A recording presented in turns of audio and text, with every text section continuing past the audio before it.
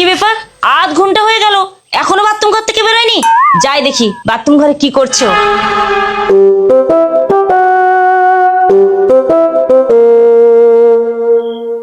আরে কি হলো, হাগা হয়েছে তোমার?